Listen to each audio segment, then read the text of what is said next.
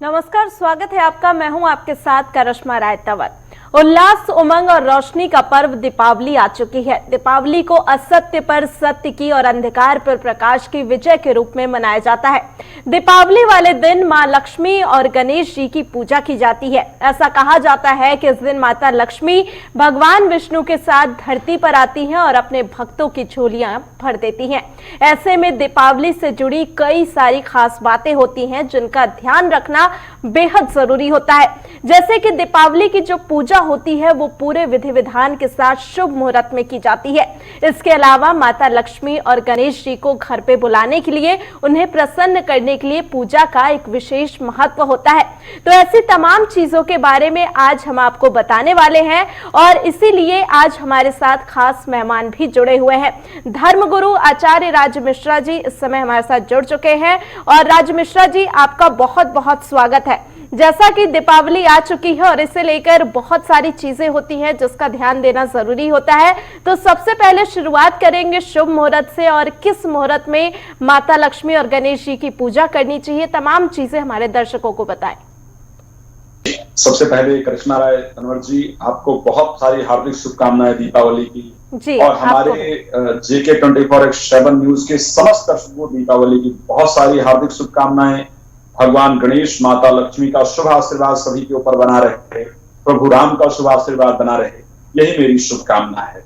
सबसे पहले मैं अपने सभी दर्शकों से चाहूंगा कि सब लोग अपने घर में हाथ जोड़ करके, हो सकता है इस मुश्किल समय में आप लोग किसी पंडित जी को बुला करके श्रद्धा से गणेश और लक्ष्मी जी का पूजन नहीं कर पा रहे हो, हो सकता है कि सामग्री आप लोग एकत्रित नहीं कर पा रहे हो, लेकिन हमारे चैनल का एक विशेष प्रयास रहता है हर एक धार्मिक त्योहार पर कि हम आपको घर बैठे हुए परमात्मा का आशीर्वाद प्रदान करवाएं, आपको पूजन का पूर्ण लाभ प्रदान करवाएं। तो सबसे पहले चाहूंगा हाथ जोड़ करके मेरे साथ श्रद्धा पूर्वक भगवान गणेश और माता लक्ष्मी का याद करते हुए, उनको स्मरण करते हुए उनसे प्रार्थना करें कि हे माँ, हे प्रभु, आपका शुभ आशीर्वाद हम पर बना रहे। तो आप सभी लोग सबसे पहले हाथ जोड़ करके मेरे साथ भगवान गणेश, माता लक्ष्मी का ध्यान करेंगे, उसके बाद हम लोग चर्चा को आगे बढ़ाएंगे। जी। ओम गजाननं भूतगणाधिसेवितं कपिध्वजम्बो फलचारुभक्षणम् उमासुतं शोकविनाशकारकम् नमामि विघ्नेश्वर पादपङ्कजम् देवी प्रपन्नातिहरे प्रसीद मातर्जगतोऽखिलस्य प्रसीद विश्वेश्वरि पाहि विश्वम् त्वमेश्वरी देवी चराचरस्य। मैं प्रार्थना करूंगा प्रभु से कि सभी के ऊपर भगवान गणेश और माता लक्ष्मी का आशीर्वाद बना रहे। हम यहाँ पर इस चर्चा को प्रारंभ करते हैं। दीपावली का जो त्योहार है वाकई बहुत प्रसन्नता देने वाला त्योहार है, खुशियों को प्रदान करने वाला त्योहार है। क्यों? क्योंकि आप सभी लोग जानते हैं आज सुप्रीम पावर प्रभु राम का आगमन उनके गृह नगर अयोध्या में हुआ था। बिल्कुल। और आज के दिन ऐसा कोई देवता नहीं है जो प्रसन्न ना हो, ऐसा कोई ग्रह नहीं है जो प्रसन्न ना हो, ऐसी कोई इस संसार के प्राणी नहीं थे जो प्रसन्न ना। बिल्कुल। श्री रामचरितमानस के अंतर्गत गोस्वामी तुलसीदास जी ने यहाँ तक वर्णन किया है कि सर्वस दान ही सब काहू और जे पावा राखा नहीं काहू। आज जिससे जो प्रार्थना की गई, उसके पास जो कुछ था उसने सब कुछ अर्पण कर दिया। इसीलिए आज हम भगवान गणेश और माता लक्ष्मी की आराधना करते हैं, उनसे प्रार्थना करते हैं कि हे प्रभु, आज आप प्रसन्न हैं। हम भगवान राम के आगमन के अवसर पर आपसे प्रार्थना कर रहे हैं कि हे प्रभु, आप हमारे जीवन को निर्विघ्नता से परिपूर्ण करें, हमारे घर में सुख शांति प्रदान करें, माता लक्ष्मी और भगवान। बिल्कुल। और राज मिश्रा जी, बहुत सारी चीजें आपसे अभी जाननी है, लेकिन इसी बीच हमारे साथ पंडित तरुण जी भी जुड़ चुके हैं, उनसे भी जानेंगे। और आपका भी तरुण जी बहुत बहुत स्वागत है। और जिस तरीके से हम आज बात कर रहे हैं दीपावली की, और बहुत सारी, जैसे कि राज मिश्रा जी ने शुरुआत कर दी है कार्यक्रम की, इतने अच्छे मंत्र के साथ शुरुआत की है और तमाम भक्त हमारे साथ जो जुड़ रहे हैं उनके पास भी आज मौका है कि आप जान सकते हैं कि किस तरीके से इस बार दिवाली की पूजा करनी है, क्या कुछ चीजें हैं जिसका ध्यान रखना है और कैसे माता लक्ष्मी और भगवान गणेश को प्रसन्न करना है। ये तमाम चीजें आज हम इस कार्यक्रम के जरिए आपको बताएंगे। तो राज मिश्रा जी, जिस तरीके से आप जिक्र कर रहे थे कि किस तरीके से भगवान राम के आगमन पर दिवाली की शुरुआत हुई थी और आज तक ये परंपरा चली आ रही है, तो शुभ मुहूर्त की बात करें तो इस बार दिवाली का शुभ मुहूर्त क्या कुछ होने वाला है?